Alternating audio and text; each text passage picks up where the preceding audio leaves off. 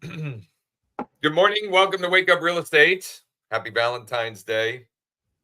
My wife's not listening. She already knows this, but I mean, let's face it. Valentine's Day. I mean, what are we doing? Do good stuff for people you love, not just because of a day. How about that? Do good things for people you love, regardless of what day it is. Anyway, it's What's Working Wednesday, and we'll dig into a couple of different things. If you haven't already done so, please like, comment, subscribe, share. If you listen to the show, please rate and review on your favorite podcast platform. Ryan, what were you about to say? I was going to say, let's do this. We don't have a lot for what's working. We're going to look at some of what Josh is doing. But if you have something that's working or that you want us to look at, go ahead and comment or shoot us a message. Absolutely. Please do. And if you're open to it, we'd love to have you as a guest for a Wednesday What's Working. We've only had a few, but those have been fantastic. We had Daphne Bousquet. They're in Fayette County, Georgia. We had Ernest Enriquez. So let us know if you've got something that's working and you're open to being a guest on the show. We'd love to have you. Ryan, a Valentine's Day inspired social post of the day? Yeah, I should look back. We've been doing a show almost a whole year. I bet we did one last year too, a Valentine's Day. We definitely would have been. I think we would have been live that week. Be interesting to see what it was. So I'll look back for that, but I just went with the last minute Valentine's Day gift. So looking for a last minute Valentine's Day gift, you can always pick out a new house and then put your website at here, and then it's just a house. I really went nuts with the graphic, Josh. It was like, I love it. Is that a AI generated graphic? It's actually not, but that would be interesting. No? And maybe a little early tech tip. I've been building my images with GPT the last few days. Okay. Not for this, but I've been building some images. This is just Canva. I just looked in the elements section and grabbed a picture of a house, and I didn't put a lot of effort into just dropping it on top of the box. Well, there you go. Like you mentioned yesterday, I wasn't. I didn't have power, but I did listen after the fact. Red still pops and stands out on Facebook. So red elements on Facebook definitely will get people to maybe stop the scroll. Yeah. Okay. So as Andrew's saying, I figured it was probably a similar idea. He said that last year we did, if you didn't get your wife a home for Valentine's Day, you are an L image. Josh, I think we could stop doing the social posts because we could just go back a year every day and just recycle. Just recycle the ideas. Do you guys comment below? Do you find these social posts useful? It's just something we started when we launched the show. Or how many of you guys are actually posting them? I know Andrew does, but let us know what you think of these, or are you using them in your ad creatives? If not, we can do something else. But, Andrew, I'm gonna put you on the spot here. Will you be a guest next Wednesday? Because I guarantee you have some thoughts and things that you can share for what's working now. I've got things that he sent me that I could just show now. But let's save that for next week. I think it would be more interesting and valuable for everyone if we could have people get sick of hearing from us, I'm sure. So having a different voice. That would be super helpful, Andrew. So let us know. You don't have to let us know in the comments, but let us know if you're open to that. In fact, there's one strategy in particular with the investment or vacation homes. I'm curious what kind of activity you've gotten from that. Ryan, are you going to show us how you've been making images with GPT? Yeah, I was going to try to make the same idea with GPT. I'm using GPT-4 and it's been slower. I don't know why. Oh, something seems to have gone wrong. You dumb robot. Oh no. Look at that. Oh no. Wife opening a house as a gift for balance. This is the first time it's failed me. Totally. Usually it just gives like some kind of warped or weird image. Like yesterday here, I'll show. I was making some for thanks. Stop leaving money on the table, and it like misspelled table. And it misspelled retargeting. Did you misspell it? Did you misspell it, and that's why I did it, or it legit misspelled? It did. It does it in images. It misspells, and I'm like, please fix the spelling of retargeting. And it still messed it up, and I wanted to throw the robot out the window. That's great. Wow. Ernest says I need to re-sign in. Thank you, Ernest. That probably makes a ton of sense. I was factoring polynomials with Ruby last night, so I need to re-sign in. Okay. Also, Ernest said he started a podcast. So Ernest, we might have to. Where's the link? Yeah, get us the link, and maybe Ernest is a repeat guest. We might have to have you back on to talk through the reasoning behind that and the concept, and then see if there's anything we can help with, or provide a different perspective on, and then B, get feedback from the rest of our audience here. But I think it is because of tools that we've mentioned a few times on here. It is easier than ever to start a podcast. Where the rubber meets the road is consistency, right? And I think concept. But using things like StreamYard, which is what we're streaming right now, and Buzzsprout, which is how we publish our podcast, you're talking about less than $100 a month, I think, for those two platforms, and you're a podcaster. As long as you've got content, and a concept, you're ready to go. Oh, listen to this, Ernest. I'll have to have you fly you guys down to come to the studio. All right, let's go. I don't know if I want to mess with Texas. Yeah, no. Well, anyway, but I'm very curious to learn more about that. And is your podcast focused on the local market, or is it focused on other things? Yeah, let us know. On the what's working now front. Yeah. Ryan, maybe I'll just pull up my ads. I mean, I'm spending a lot of money because it's working really well. It's a lot of the same that I've been talking about. And in fact, last Wednesday, I walked through three different campaigns that were working really well, and what those elements are, or the pieces of the puzzle that have been helping those work so well. And I just keep pouring more gasoline on the fire because we just continue to see results. We're getting more and more closed deals and active clients. For example, I had a guy that messaged me at, I don't know, 5:45 this morning, sent me a DM, and I had responded back, and then at like 7:30 he said, "Hey, can I call you?" And it was fine. So I called him, and he's got multiple properties. He's looking to buy more, and I hooked him up with Taylor on our team, who's the specialist that we brought on for like DSCR and fix and flip, things of that nature. And that was, you could not get a better quote unquote lead than that, and it's coming from paid traffic, a combination of what we've got going on here, which admittedly is a lot, but you could take what is working on a micro scale or a smaller scale or just a more local geographic scale. It just so happens that on the mortgage and financing side, I don't have the same geographic boundaries. Ryan, I'm sorry, you were trying to chime in there a couple of times. No, I'm good. Just the only thing I'd mention is, this idea of working on something that's already working and refining it is where a lot of us don't get to, because we are off to the next thing instead of doubling down on the working thing. So, could not agree more. And I haven't referred to him in a while on here, but my main man, Alex Hormozy, I just keep hearing him in my head more and better, more and better. Do more of what's working and make what's working better. Do more of what's working and make what's working better, and stop getting distracted by trying something new. Now, that said, that there is a time and a place for new, or for at least trying to stay ahead of the curve.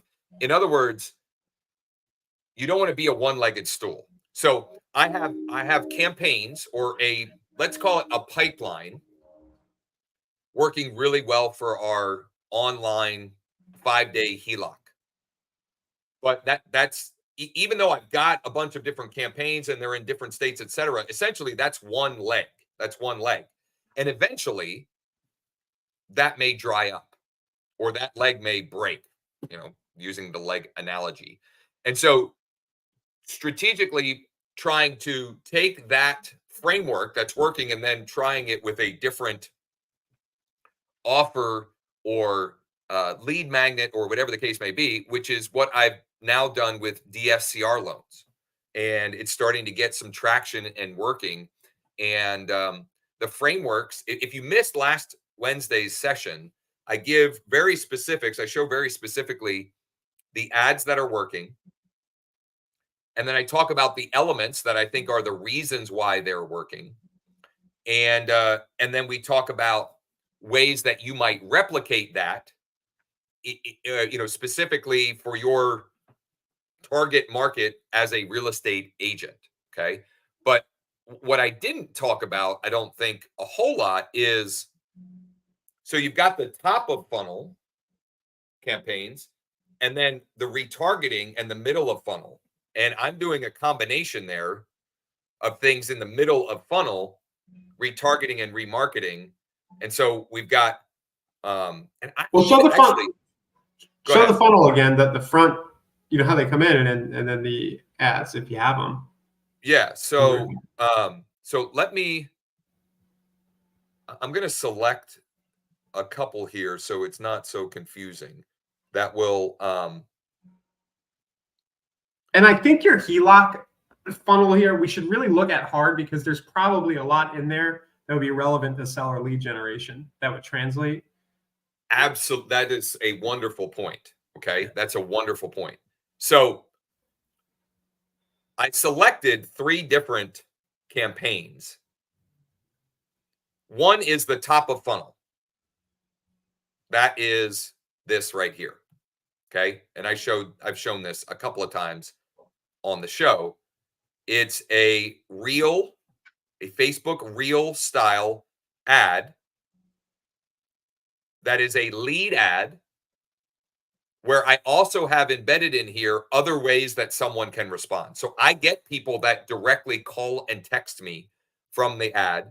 I get people that skip the lead form and go right to the application. I get people that comment on the ad, and I get people that send me a DM through the ad. But essentially that is top of funnel. That's growing my audience. And then 2 examples of middle of funnel, or retargeting, remarketing. Number 1 is I've got this campaign here, which is directly designed to get them DMing me.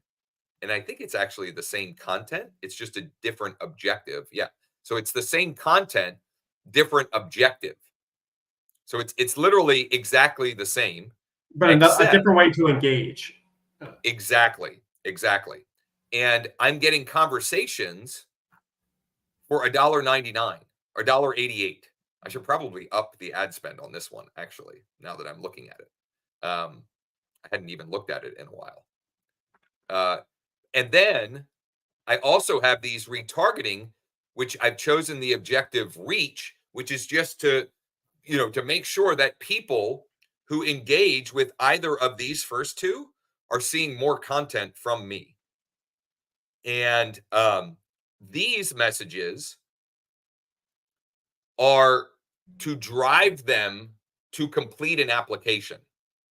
That's the next step in your That's the next step in the funnel. Conversion action. Yeah. So Ryan, since you brought it up, how would you think about that for a seller lead gen or even buyer lead gen? What would those, how would you reverse engineer that for that purpose? Well, starting with your TikTok video or your short form video, I might just show like the last 4 or 5 sale prices in the specific area on the because that's what you did. You did a screencast of some terms related to the financing program. Right. So that's probably So, the hook is people are like, oh, wow, look at these numbers in my neighborhood of what houses are selling for. And then yep. the lead format is, what is it? It's either receive a monthly update of what your neighbor's houses are selling for or get your own home value. Yeah, you could offer a you know, it depends on how often you want to update this. But if you, let's say every month you made a new piece of content that was a Reels style, and it could Yeah. even be green screen, where you just say, for the month of January, there were this many active listings, Yeah. this many that went pending, and this many that closed. I think you And need then if to you'd talk like about the specific. specific prices, etc., Yeah. click learn more or comment, you know, something below. I think you need Comment. specificity around the data a little, don't just say how many listings. 'Cause I think a lot of people do that, but the average sale price went down, the median went down this much, and you can get this data out of your MLS. But I still like Josh, like in your neighborhood, right? Or in Enola, wherever you are, you could show 6 sales and what they sold for. Totally. Yeah. Yeah. That's the You could easiest data. even, I've done this, but I just, I've done it sporadically, but not consistently.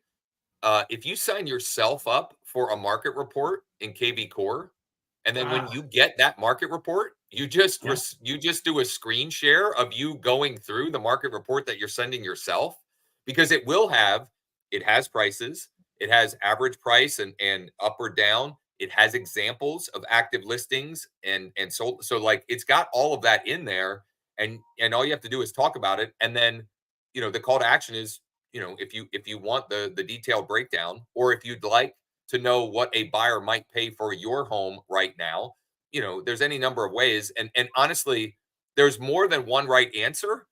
Uh, but you need to find what's going to work for you in your market, and what's going to, what's going to get people engaging with And that. that's the front of the funnel. I would almost argue you're going to get more seller leads if you just did the same idea, but you listed like 5 investment properties that are available. I love the buy side. Like, here's 5 great deals on the market right now. Here's the prices. Opt in to get more details about these, and I'll email you every time I find another deal. Yep. Same idea, but that first top of funnel video or creative is the first step. Yep. And then I like your idea, if the data is dynamic and it's always changing, you could just record the same video every week and pop it in as the retargeting stuff too. Every week or every month. I mean, it doesn't have to be. So Ernest said he was doing this every morning, but since and I remember him talking about this, I don't know, maybe in the fall or the summertime, but he's cut it to every Monday, and then he just grabs the data from the MLS and have a Canva template that he plugs in. And so doing that is wonderful retargeting, like Ryan said. And so you can add that to a retargeting bucket campaign. And also, we've been talking a lot about this. You put it on your personal profile and you boost to that audience as well. I think that's wonderful. And then I think also part of your retargeting could be uh, listings to leads, PDF guides, right? The the There's like an overpricing report. The pitfalls of overpricing your home. There's a 12 costly mistakes report. There's a report on getting your home ready to sell. And you use those to sift and sort out the folks that are farther along in the process or closer to hitting a tipping point of motivation, along with other short form video content and maybe messaging campaigns, right, to get engagement there. Ryan, what are you highlighting there? I can't quite Yeah, see that's it. what. Can you see me circling in the red? Yeah. So this is reminding me. I don't do this in real estate, but for Thanks.io and Josh, I think for your HELOC campaign, this is what you need to do next. Okay. You see how I have 7-day, 14 to 20, 7 to 14, 14 to 21?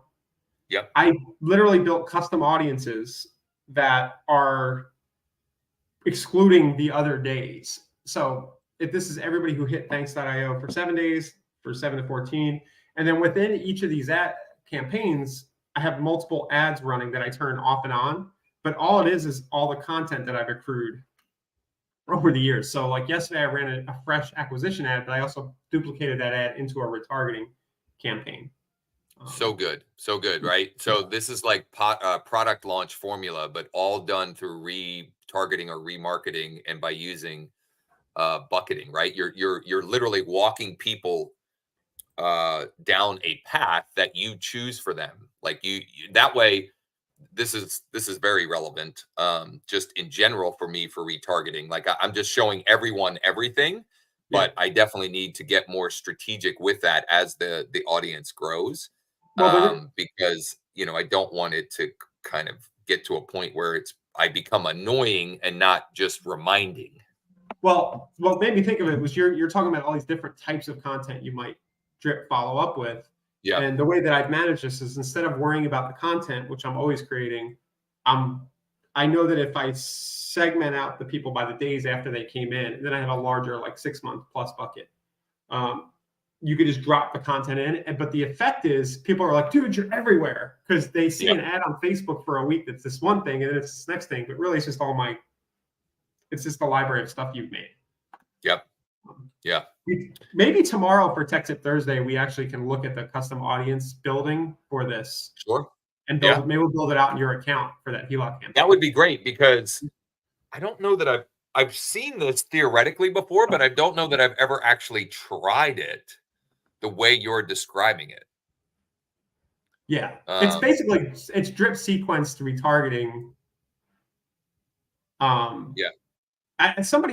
People were talking about this years ago. This campaign's been live a year, by the way. This is the main way that NEXA is growing, other than sending our own cards. Yeah, I mean, I've heard Frank Kern talk about doing that style since probably 2018 or 19, right? Like it was way ahead of the curve.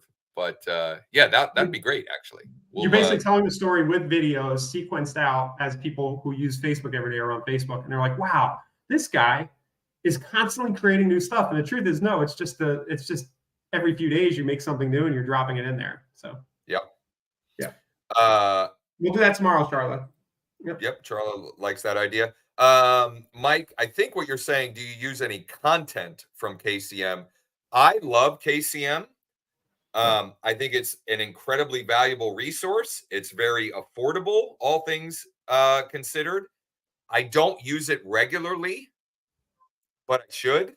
And it's an easy way for you. You can take any of the blog posts or infographics or whatever, and A, you can use it statically, or B, you can then play reporter and record a short form video content with that as a green screen or a background, right? So it's wonderful content and very affordable. So the key thing here, what's working, is you need that first hook, and that might take you a few weeks to actually nail down. Like, what are people going to opt in for? What are you paying for yours, Josh? $5 a lead or something for your HELOC?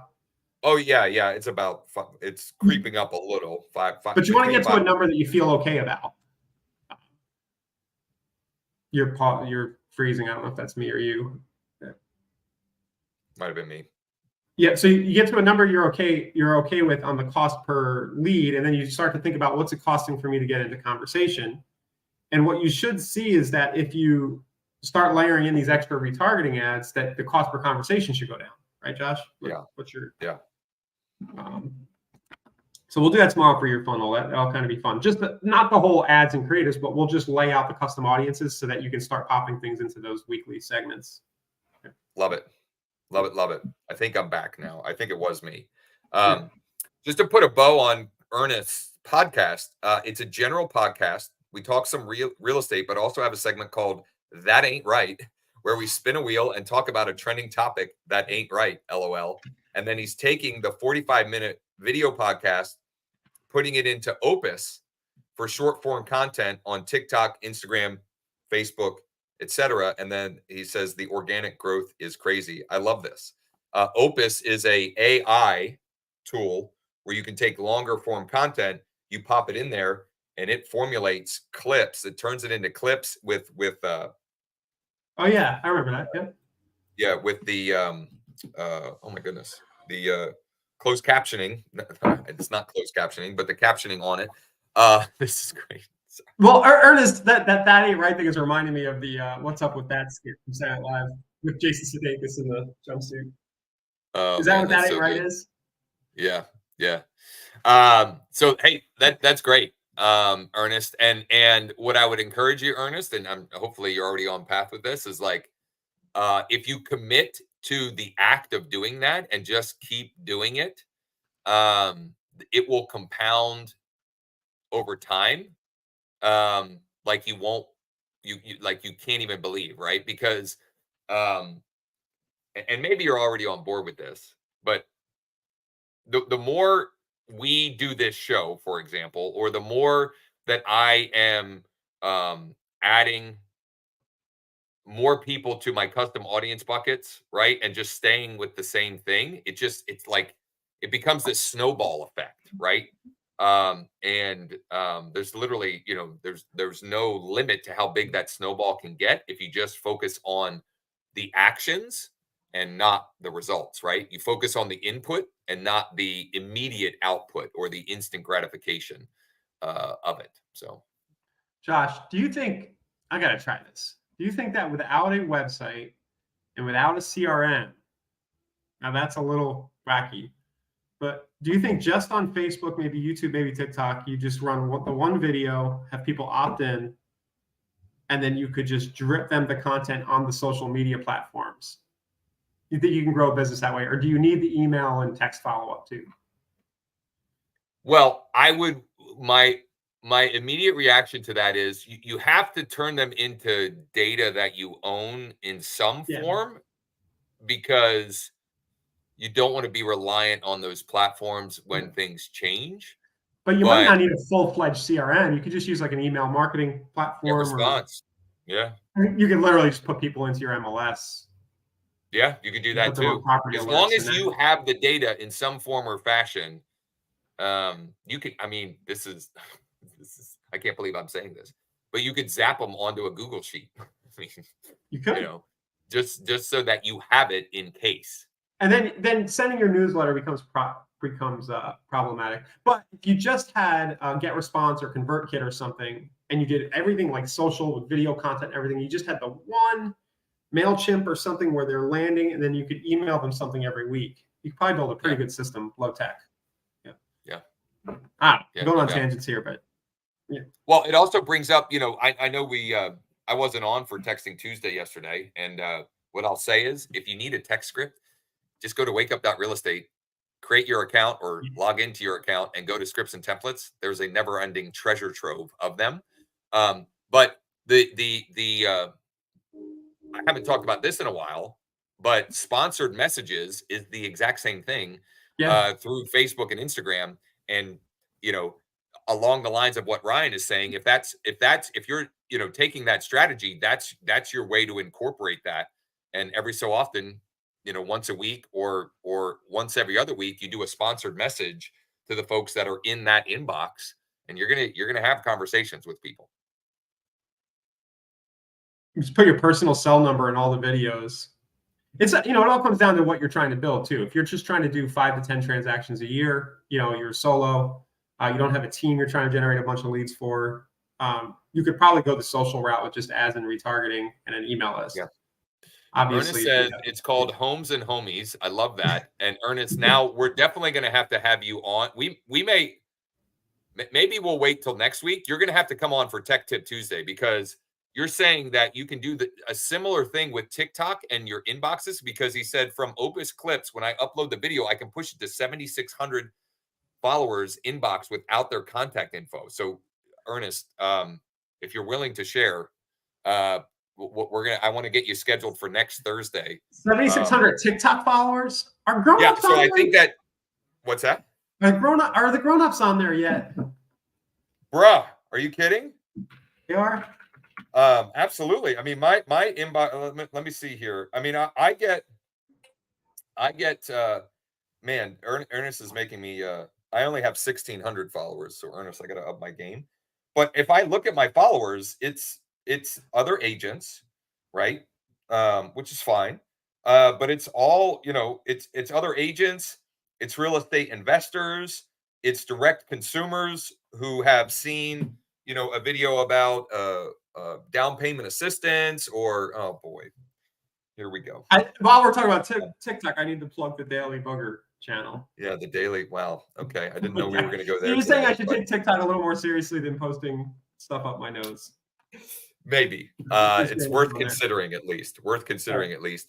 So we went from having not much on the docket to putting Andrew on the spot. He's going to have to let us know because he's got a new listing going live, and then Ernest as well. And tomorrow for Tech Tip Tuesday, we'll get into Tech Tip Thursday. We'll get into how to build out audience buckets so that you can move people along a path with retargeting ads. Which will be fun. If you would like to hop on our mastermind at 1 Eastern today, you can go to wakeup.realestate/MM, wakeup.realestate/MM. And it's more interactive, intimate. It's a Zoom meeting, so you can get help, ask questions, etc. Andrew says he's not available next Wednesday. Well, Andrew, you let us know when the next Wednesday is you are available, and I'm sure our audience would love to hear what's working for you right now. Maybe Ernest can come on, but yeah, absolutely. So we've got the mastermind. Go ahead, Ryan. But where's the Homes and Homies podcast link? Yeah. Drop the links drop the link to your podcast in the comments, Ernest. So we've got the mastermind this afternoon at 1 Eastern. We've got our Tech Tip Thursday show tomorrow, same time, same place, Friday as well. And Jordan and I are doing a deep dive info session. We didn't do one yesterday because my power was out, my kids were off, etc. But we're going to get into our reload program, our dual license program, and how you can potentially double your revenue without selling more homes. So if that's something that is of interest to you, or you know someone who that might interest, we'll get the link out to that tomorrow. But that'll be a Zoom webinar at 2 Eastern. And if you, we are very actively looking to hire loan officers and loan officer assistants. So if you know anyone that might be interested, please reach out to me. We have more business than we can handle right now, quite honestly. And that's a good thing, but that also means opportunity if you know somebody. And Ryan, what do you got? I was checking out the Homes and Homies on YouTube. Oh, Homes and Homies. And have you? Oh, there you go. Look at that. There is a real studio. Look at this, Ernest. You fancy? I might have to. I don't know. It might be worth a trip. Well, thanks for everybody. Great. I mean, just tons of engagement, comments, etc. We always appreciate that. More interactive and interesting. Check out Ernest's podcast, Homes and Homies. Join us this afternoon for the mastermind at wakeup.realestate/MM. And if not, hopefully we'll see you tomorrow. See you tomorrow. Bye, guys.